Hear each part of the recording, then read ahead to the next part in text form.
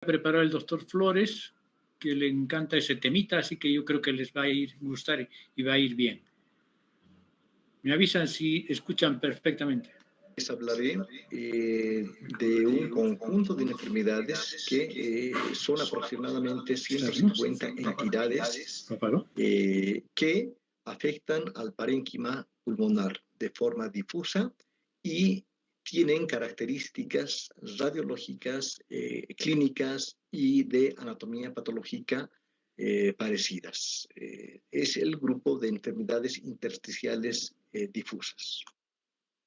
Las neumopatías intersticiales difusas, por definición, es un conjunto de padecimientos o de enfermedades respiratorias que pueden ser, según el tiempo, subagudas o también crónicas, y se caracterizan porque pueden tener etiología conocida o desconocida que afectan de forma difusa al parénquima pulmonar.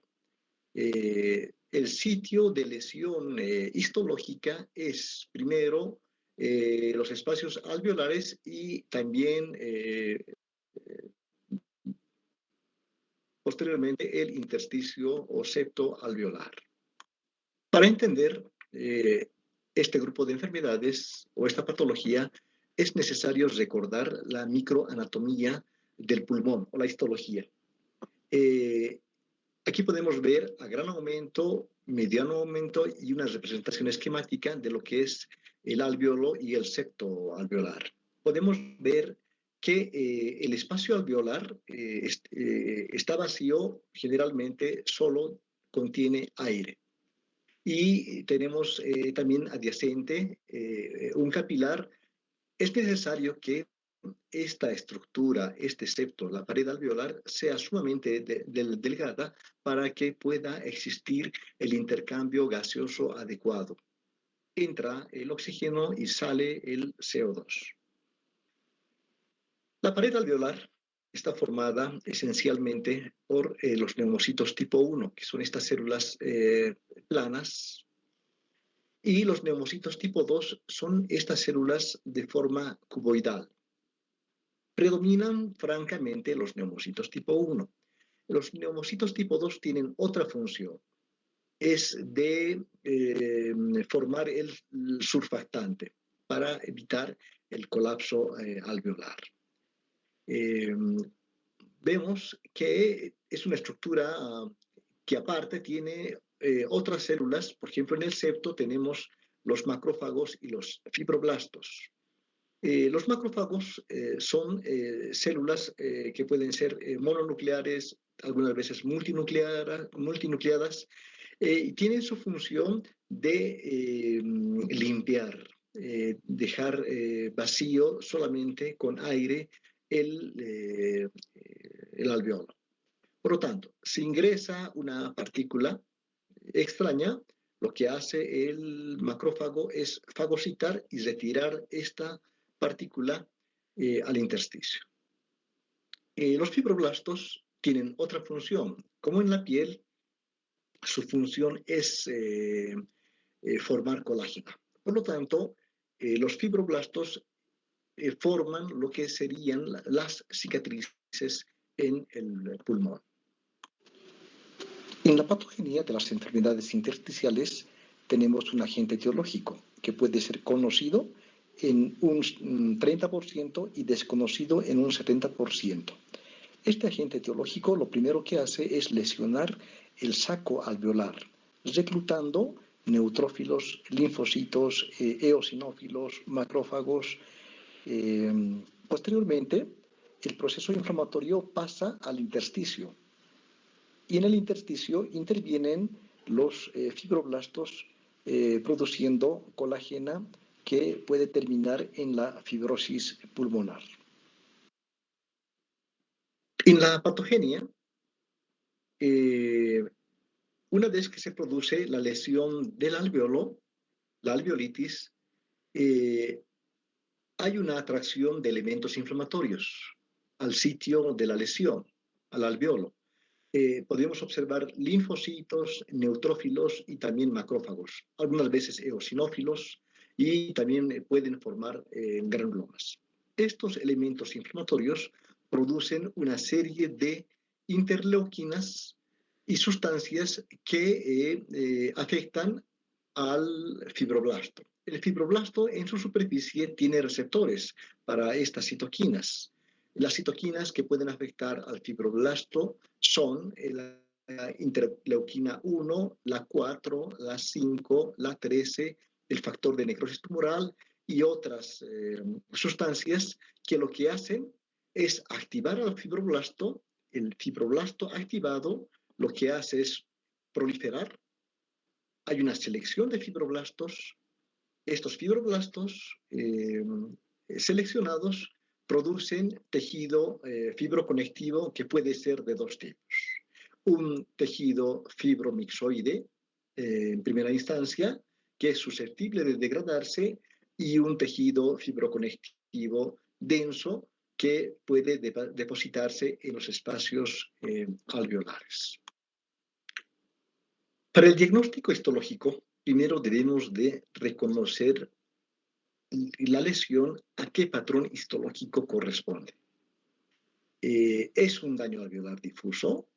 ¿Es una neumonía en organización? ¿Es una neumonía intersticial descamativa? ¿Es usual? ¿Ya está en una etapa de panalización de abeja? ¿Hay predominio del infiltrado linfoide? ¿Hay un predominio de eosinófilos o hay un predominio de granulomas? Es importante identificar el tipo de patrón histológico porque de eso depende el pronóstico del paciente. Las enfermedades pulmonares de etiología conocida son aquellas en las cuales podemos identificar al agente lesivo.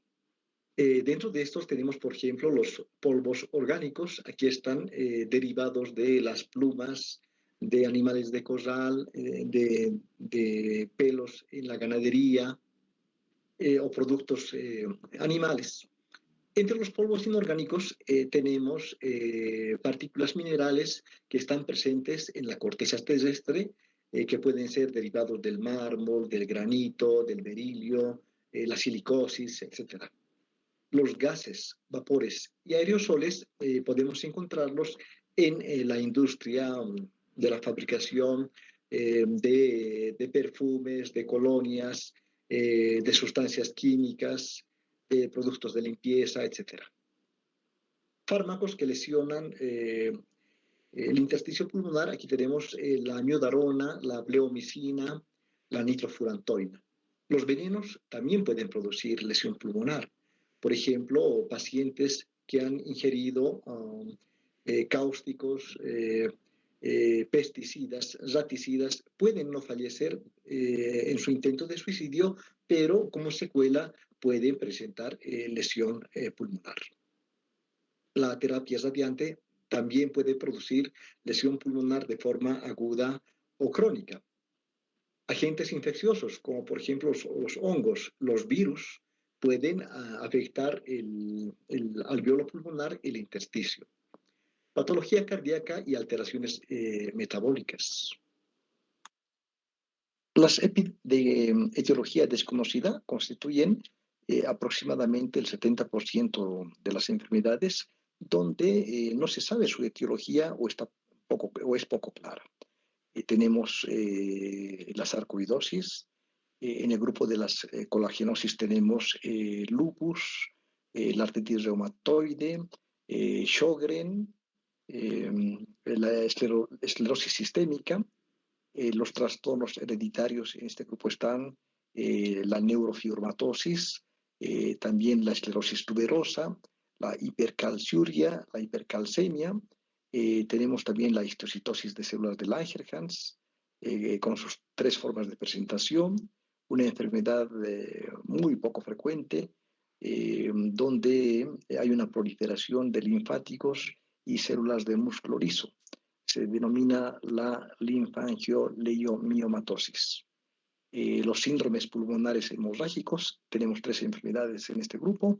Está la enfermedad de Goodpasture, la granulomatosis de Wegener y la hemosiderosis pulmonar idiopática. Tenemos trastornos linfocitarios infiltrativos, desde procesos reactivos hasta linfoma, enfermedades donde predominan los eosinófilos, las neumonías eosinófilas, y finalmente también tenemos una enfermedad que es la proteinosis alveolar. La doctora Katzenstein en 1997 propuso la siguiente clasificación resumida. Tenemos la neumonía intersticial usual, la neumonía intersticial descamativa, la neumonía intersticial aguda y la neumonía intersticial inespecífica. Esta es una clasificación resumida. La Sociedad Europea de Enfermedades Respiratorias y la Sociedad Americana de Enfermedades del Tórax propusieron una clasificación un poco más amplia, donde tenemos la neumonía intersticial usual, la neumonitis intersticial inespecífica, la neumonía en organización, el daño alveolar difuso, la neumonitis intersticial descamativa y la neumonitis intersticial linfocitaria. ¿Para qué se realiza la biopsia pulmonar? Para llegar a un diagnóstico específico, cuando por otros mecanismos no se ha podido relacionar la etiología, evaluar la actividad del proceso y orientar el pronóstico, excluir una neoplasia e identificar los procesos tratables y planificar los tratamientos. Existen tres tipos de biopsia pulmonar. La biopsia transbronquial, la biopsia videotoracoscópica y la biopsia pulmonar a cielo abierto.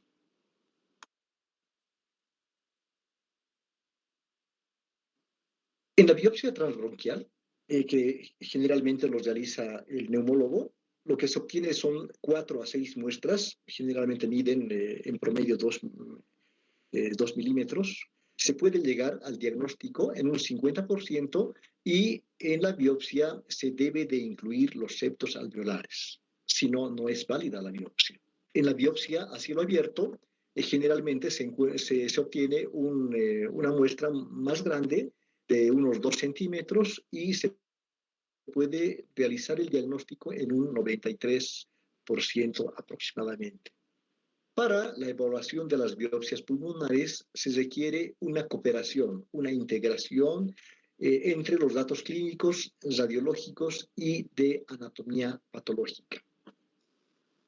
Una vez que tenemos el corte histológico, debemos reconocer un patrón de distribución para realizar diagnósticos diferenciales. No nos olvidemos que son muchas entidades, muchas enfermedades, aproximadamente 150, pero que tienen cambios histológicos muy similares. Lo primero que tenemos que hacer es analizar cada parte de la histología pulmonar. Cómo están las paredes alveolares, si están delgadas, engrosadas, con edemas, están libres, cómo están las vías aéreas, el contenido de los alveolos y el estado de las arterias, de las venas y también de los linfáticos. Los patrones de acuerdo a la evolución clínica. Tenemos la lesión aguda que se presenta pocos días después del estímulo lesivo.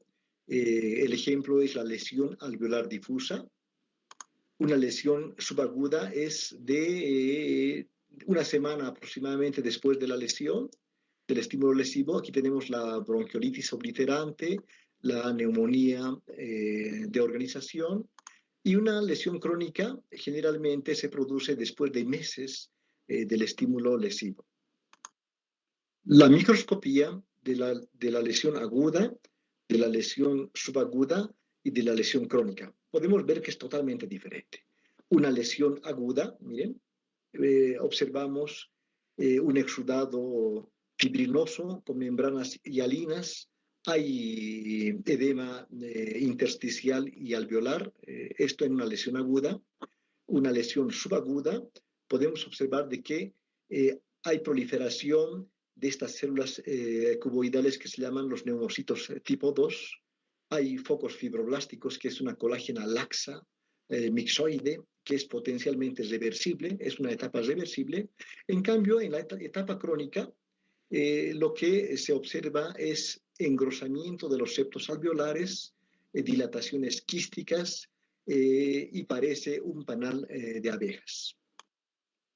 Las enfermedades que producen una lesión aguda son muchas: toxicidad por oxígeno, terapia intensiva, infecciones virales, inhalación de sustancias irritantes químicos, fármacos, choque, radioterapia, alergias, síndromes hemorrágicos. El patrón histológico es común para todo este grupo de enfermedades.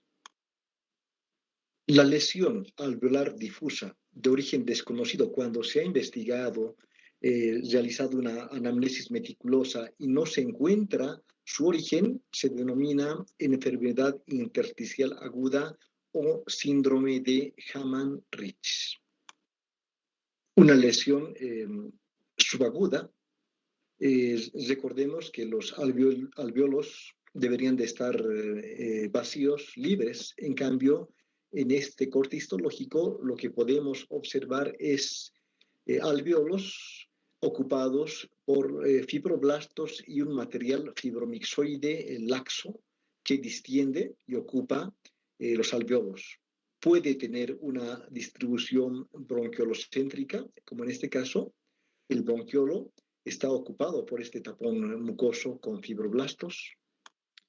Una neumonía, después de resolverse el evento agudo, puede formar focos con fibroblastos y un material mixoide, lo que se denomina la neumonía criptogénica organizada, pero en otros casos la proliferación de los fibroblastos no está dentro de los alveolos, sino alrededor de los bronquiolos. A esta entidad se denomina bronquiolitis constrictiva. Una neumonía de organización, cuando no se encuentra la etiología, se la denomina neumonía criptogénica organizada. En la etapa crónica, lo que encontramos es un predominio de fibrosis en el intersticio junto con inflamación crónica. Es importante recalcar que en una lesión crónica el daño es irreversible en la arquitectura. También se lo denomina pulmón en panal de abejas en las fases finales. Tiene como sinónimos fibrosis pulmonar intersticial o neumonía intersticial usual. El patrón es un poco heterogéneo en el tiempo. Macroscópicamente, los pulmones afectados por fibrosis intersticial se observan con una pleura sumamente engrosada, con aspecto de empedrado, con zonas retráctiles, donde se puede evidenciar septos engrosados que van de la superficie hacia el parénquima pulmonar. Hay una pérdida del parénquima del patrón esponjoso, con dilataciones quísticas grandes, con septos sumamente engrosados de aspecto fibroso.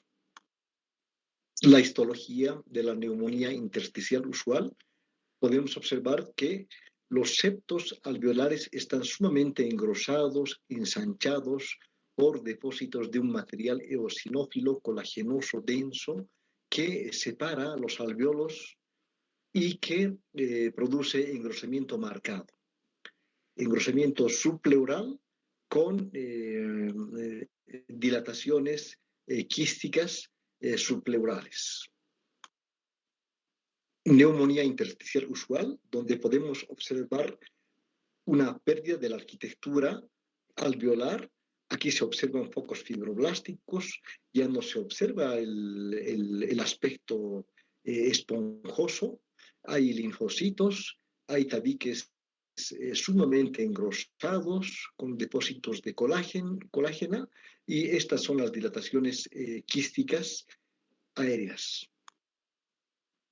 Este es un patrón de distribución que se denomina bronquiolocéntrica, porque podemos observar que el infiltrado inflamatorio no está en los septos alveolares, sino alrededor de este bronquiolo. Podemos observar estos linfocitos que están rodeando al bronquiolo.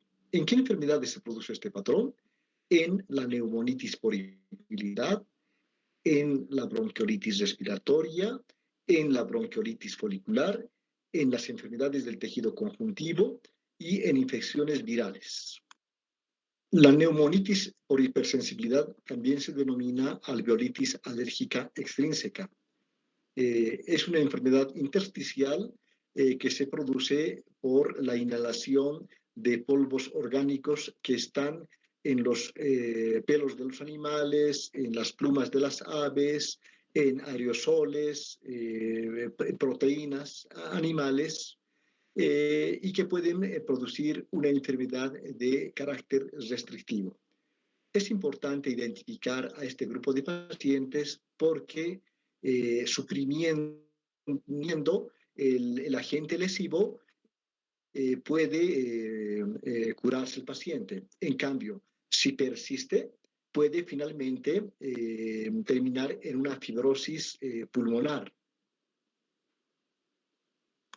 Este es el patrón histológico de la alveolitis alérgica extrínseca.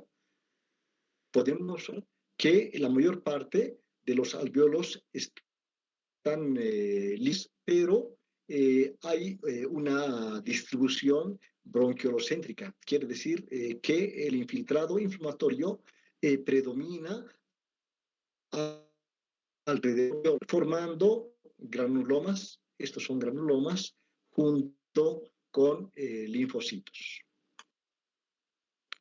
Granulomas que están alrededor de los bronquiolos con células gigantes multinucleadas, incluso a veces puede producir granulomas caseificantes. En otros casos podemos observar cristales, espículas de colesterol, bronquiolitis respiratoria. En este corte histológico lo que podemos observar es un gran número de macrófagos que están dentro de los sacos alveolares y también dentro de los bronquiolos, sin fibrosis y con una mínima cantidad de linfocitos. La bronquiolitis que está afectando los alveolos cuando también afecta al intersticio se denomina bronquiolitis respiratoria asociada con enfermedad pulmonar intersticial. En este caso, podemos ver que los septos están ligeramente engrosados, no hay fibrosis, lo que se puede observar es infiltrado de linfocitos, pero los sacos alveolares están distendidos y ocupados por estas células grandes, mononucleares. Algunas tienen varios núcleos que parecen células epiteliales, pero que en realidad son histiocitos, son macrófagos. La bronquiolitis respiratoria con enfermedad intersticial es una forma de presentación histológica típica de la neumonitis intersticial descamativa de los pacientes fumadores en los cuales el uso de corticoides y la supresión del tabaco pueden ser curativos. Infiltrados linfoides.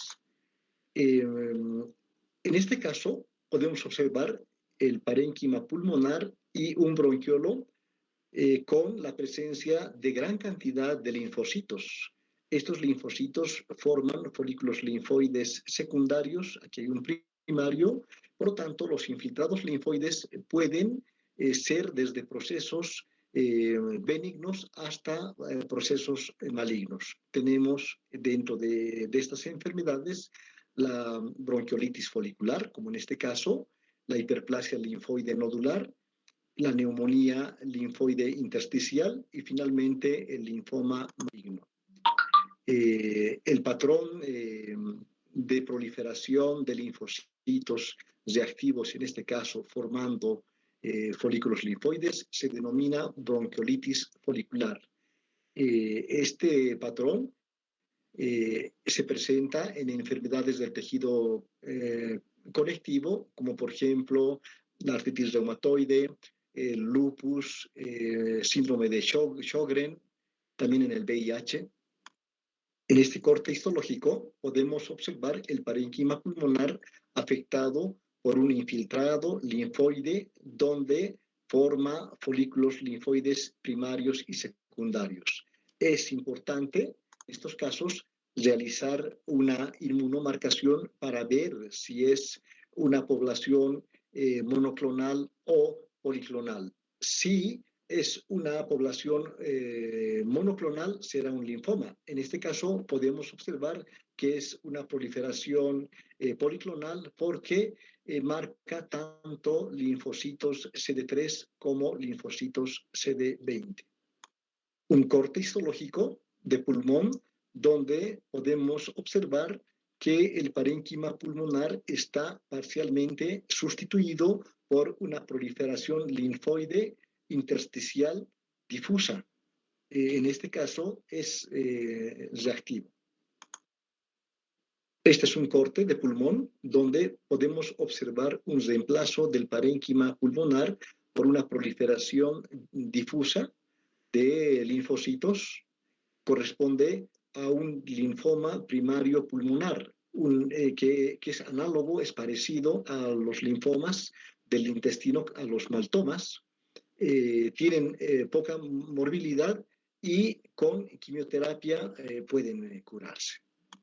Este es un resumen de los infiltrados linfoides desde procesos foliculares reactivos de distribución bronquiolocéntrica, una hiperplasia linfoide folicular o nodular, una hiperplasia linfoide difusa y finalmente un linfoma primario del pulmón. Las histiocytosis de células de Langerhans constituyen desde procesos vivos hasta procesos orgánicos. Aquí podemos observar la pleura y el parénquima pulmonar parcialmente afectado por esta proliferación celular. A mayor aumento, identificamos a estas células como células grandes, con un patrón de crecimiento difuso, tienen un núcleo arriñonado escotado y su citoplasma es eosinófilo. En la inmunohistoquímica es necesario recalcar que existen 3 marcadores útiles para esta neoplasia. El CD1A, como en este caso, marca de un color marrón. S100, también podemos utilizar la langerina. Para el diagnóstico siempre es recomendable realizar cuando menos 2 marcadores de los 3 mencionados. Neumonías intersticiales donde predominan los granulomas. Estas son las enfermedades en las que podemos encontrar granulomas. La sarcoidosis, la neumonitis por hipersensibilidad, la granulomatosis de Wegener, esto va asociada a vasculitis, infecciones por hongos, el uso de drogas, sustancias extrañas como el talco intravenoso o inhalado, enfermedades ocupacionales, aspiración. Aquí podemos observar parénquima pulmonar con la presencia de abundantes granulomas y en uno de estos granulomas podemos observar una célula gigante multinucleada con un cuerpo asteroide. Este cuerpo en forma de estrella se denomina cuerpo asteroide. Este es un caso de granulomatosis de Wegener, donde podemos observar una lesión vascular, una vasculitis, con hemorragia intersticial difusa en el parénquima pulmonar. Este otro caso corresponde a aspergilosis, donde también podemos observar lesión de un vaso con la presencia de granulomas. En este corte histológico podemos observar el parénquima pulmonar, los sacos alveolares ocupados extensamente por eritrocitos, que es una hemorragia reciente difusa y también gran cantidad de histocitos. En la inmunofluorescencia con IgG se puede observar depósitos tanto en los septos como alrededor de los capilares. La neumoconiosis describe a un grupo de enfermedades producidas por la acumulación de polvo inorgánico en el tejido pulmonar. Pero actualmente esta denominación también engloba a las partículas inorgánicas de animales como la humos y vapores y aerosoles. El desarrollo de la neumoconiosis depende de 4 factores. De la cantidad de polvo retenido en los pulmones y en las vías respiratorias, eso está en directa proporción del tiempo de exposición. Mientras más años trabaje una persona en un medio ambiente laboral, por ejemplo, en las minas, más su riesgo de desarrollar neumoconiosis. También depende del tamaño, la forma y la flotabilidad de las partículas. Las partículas más pequeñas son las más peligrosas, de 1 a 5 micras, porque las de menos de 1 micra ingresan junto con el proceso de la inspiración y también se eliminan con la exhalación. En cambio, estas partículas pueden llegar hasta los alvéolos pulmonares y de ahí pasar al intersticio, activando a los fibroblastos, activando al proceso inflamatorio. También depende de la solubilidad y la reactividad físico-química de las partículas y también de otros efectos adicionales como por ejemplo el tabaquismo. La neumoconiosis de los trabajadores de las minas o del carbón se puede clasificar de acuerdo a su sintomatología o severidad en 3 formas. La antracosis asintomática, la neumoconiosis de los trabajadores del carbón de una forma simple y la neumoconiosis de los trabajadores del carbón de una forma complicada o grave. Morfología de la antracosis. Todos los habitantes que vivimos en ciudades contaminadas, con una gran cantidad de parque automotor, estamos expuestos a polvos, a partículas que emiten los motores de combustión. Estas partículas, por el proceso de la respiración, ingresan hasta los alvéolos. Aquí están, por ejemplo, partículas de carbón. Los macrófagos lo que hacen es fagocitarlos y limpiar el espacio alveolar para que quede libre. El macrófago pasa al intersticio. En el intersticio quedan estas partículas que se ven al microscopio de un color marrón negruzco y que prácticamente no produce gran alteración morfológica, excepto un enfisema focal. En la neumoconiosis de los trabajadores del carbón simple, las máculas son un poco más grandes, miden de 1 a 2 milímetros, no es 5, 2 milímetros, y están constituidos por macrófagos cargados de carbón, afectan más a los lóbulos superiores y las zonas superiores de los lóbulos inferiores. La afectación del pulmón no es muy aparente y lo que produce es dilatación de los alvéolos con un enfisema centrolobulillar. La forma complicada de la neumoconiosis de los trabajadores del carbón tarda muchos años en desarrollarse y está formada por cicatrices intensamente ennegrecidas de más de 1 centímetro y que pueden llegar hasta 10 centímetros. Son múltiples y están formadas por colágeno denso mezcladas con pigmento. El centro de la lesión puede presentar necrosis.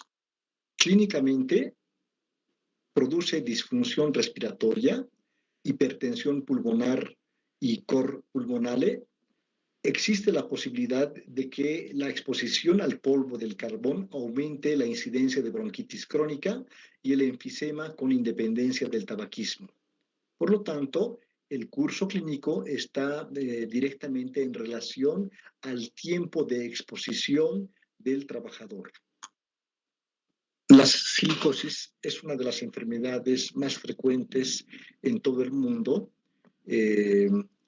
Generalmente se produce por la inhalación de dióxido de silicio. ¿Qué oficios están expuestos? Trabajadores de canteras, trabajadores de la construcción, los que realizan vajillas, los que utilizan chorro de arena en las diversas industrias. Es la enfermedad más frecuente laboral en todo el mundo. En su patogenia, las partículas de sílice ingresan a los alvéolos con el proceso de la respiración, ocupan los espacios alveolares y los sacos. Los macrófagos, que son las células encargadas de la limpieza, fagocitan las partículas de sílice, pero los macrófagos mueren, son destruidos por las partículas de sílice, y estas a su vez estimulan a los fibroblastos formando interleuquinas tipo 1 y tipo 8. Los fibroblastos activados se reproducen y se depositan en los espacios alveolares y los tabiques formando los nódulos silicóticos. Al corte histológico, un nódulo silicótico generalmente es bien circunscrito, está formado por un centro denso que puede necrosarse, rodeado por linfocitos, fibrocitos, fibroblastos.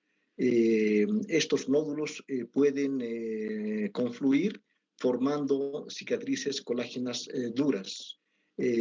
A la placa de rayos X se puede observar calcificaciones que se las describe como en cáscara de huevo. Para identificar qué tipo de partícula mineral es la causante, se utiliza el microscopio para identificar las partículas de sílice refringentes. Enfermedades relacionadas con el asbesto también se denominan amianto. Los asbestos son una familia de silicatos hidratados cristalinos que forman fibras. La exposición laboral al asbesto se asocia a placas fibrosas localizadas, derrames pleurales, fibrosis intersticial. ¿Qué profesiones están expuestas al asbesto? Por ejemplo, los que trabajan en techos de construcción. Antes se utilizaba en las placas para techado. Actualmente todavía se utiliza en la producción de pastillas de frenos, y también para el aislamiento de hornos y de calderos. La asbestosis produce o está relacionada al cáncer de pulmón, al mesotelioma, al cáncer de laringe y quizás también al cáncer de colon. En su morfología, el amianto puede producir fibrosis intersticial difusa y a gran aumento podemos identificar los cuerpos de asbesto, que son varillas de aspecto arrosariado, de un color pardo dorado y con un centro translúcido que contiene asbesto rodeado de un material proteináceo o ferruginoso que es producido por los macrófagos que tratan de fagocitar a las fibras de asbesto. La asbestosis se relaciona con el riesgo de desarrollo de cáncer de pulmón y también con mesotelioma. Podemos observar en esta vista macroscópica un pulmón afectado por un carcinoma con un crecimiento periférico destructivo de un color blanquecino grisáceo que protruye en la superficie pleural. Un mesotelioma donde en la TAC se puede observar un crecimiento difuso que produce engrosamiento de la pleura. La asbestosis eleva el riesgo de cáncer de pulmón en 5 veces. pero ese riesgo se eleva muchísimo más, hasta 1000 veces o más, si se asocia con el hábito del tabaquismo. Algunos medicamentos o fármacos, como por ejemplo la amiodarona, la bleomicina, la nitrofurantoína, pueden producir lesión del parénquima pulmonar y también de los septos. Por lo tanto, pueden producir en su histología edema pulmonar agudo, daño alveolar difuso, neumonía organizada, bronquiolitis obliterante y neumonía eosinófila. La radioterapia que se emplea en los linfomas de mediastino, en los linfomas del tórax, o también que se pueden utilizar como tratamiento en el carcinoma de mama, en el carcinoma de pulmón, pueden producir lesión del parénquima pulmonar. Existen dos formas de lesión, una lesión aguda y una lesión crónica. La lesión aguda se presenta dentro del primer mes a los 6 meses de inicio de la radioterapia y se manifiesta con fiebre, disnea, derrame pleural, infiltrados que se puede evidenciar en la placa radiográfica. El tratamiento, esteroides. En la forma crónica, que es después de los 6 meses, causa alveolitis linfocítica con una neumonitis por hipersensibilidad y finalmente una fibrosis pulmonar.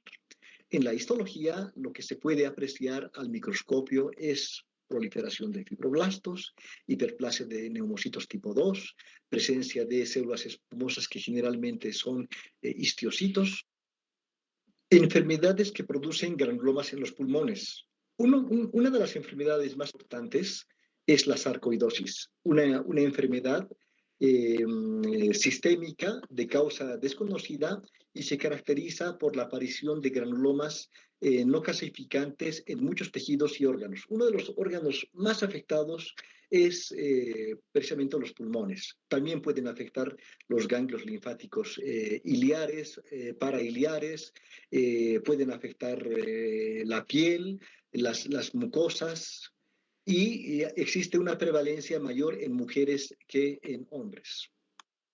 Histológicamente, la sarcoidosis se manifiesta con granulomas no necrosantes, no calcificantes, donde podemos observar una proliferación de eritrocitos, células de tipo Langerhans, células de tipo cuerpo extraño. Hay dos características histológicas que pueden apoyar al diagnóstico de sarcoidosis, como son los cuerpos asteroides y los cuerpos de Schaumann.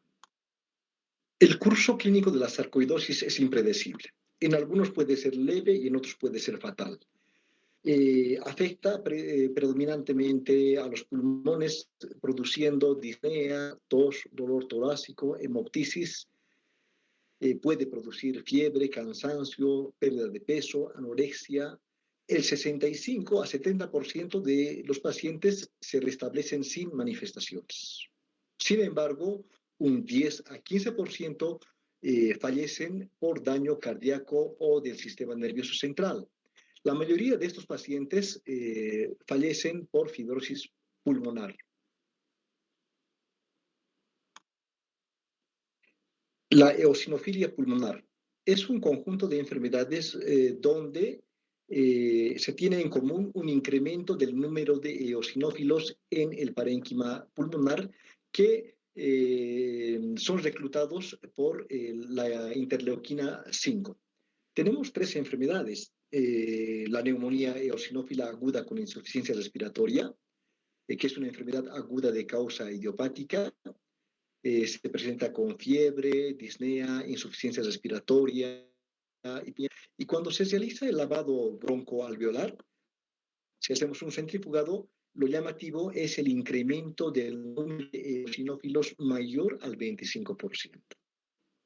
Luego tenemos la neumonía eosinófila crónica. Esta es una enfermedad idiopática, no se sabe su causa, donde observamos gran cantidad de agregados de eosinófilos y linfocitos. Puede producir un cuadro de neumonía y se asocia a fiebre alta, sudoración nocturna y disnea. La eosinofilia pulmonar simple es una forma de enfermedad pulmonar donde se manifiesta con eosinofilia en sangre periférica y tiene un curso clínico benigno. Puede semejar una neumonía donde los septos alveolares están engrosados con un infiltrado en la histología compuesto por eosinófilos y células gigantes. No existe vasculitis, tampoco fibrosis ni necrosis. Otras categorías de eosinofilia o causantes de eosinofilia tenemos parasitosis como microfilariasis, hongos, bacterias, procesos alérgicos, el asma, aspergilosis, vasculitis como causantes de eosinofilia. La proteinosis alveolar pulmonar es una enfermedad poco frecuente que no afecta al intersticio, sino es una lesión ocupante de los espacios alveolares y que radiológicamente produce una opacificación pulmonar asimétrica bilateral. Histológicamente se caracteriza por la acumulación de un material surfactante acelular en los espacios intraalveolar y bronquiolar. Existen tres formas de presentación. La adquirida, que es una enfermedad autoinmune que destruye a los granulocitos, en este caso a los macrófagos. La congénita, que frecuentemente es mortal en los neonatos, y la secundaria como consecuencia de una enfermedad neoplásica. La patogenia es diferente, pero la histología es...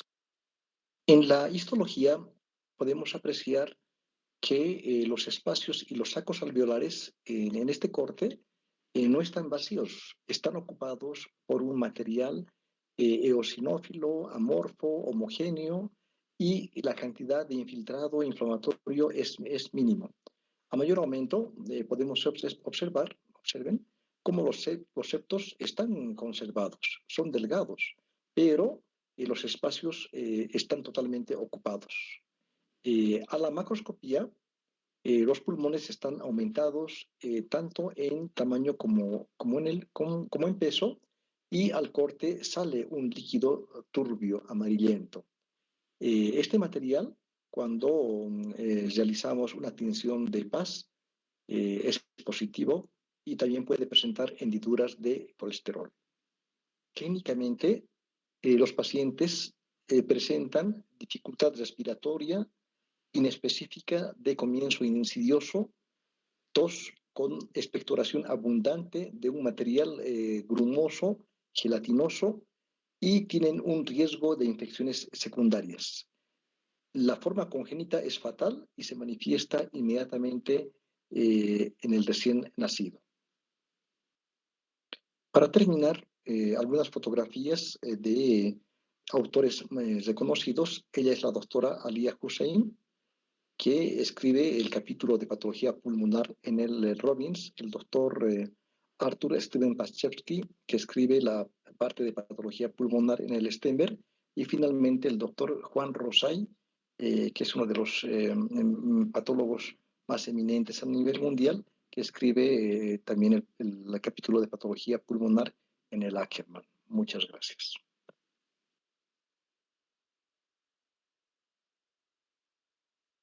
Muy bien, compañeros, estudiantes, ¿me escuchan? Sí, doctor. Ok, creo que ha sido una bonita plática, espero que haya salido bien. Es mi primera experiencia mandando a través de mi celular también. ¿Ya? Bueno, entonces para la próxima clase tenemos 2 clases más antes del cronograma del examen, del temario que entra al examen, ¿ya? Nos vemos el próximo miércoles. Adiós, adiós. Chao, chao. Gracias, doctor. Hasta luego. Gracias, doctor. Hasta luego.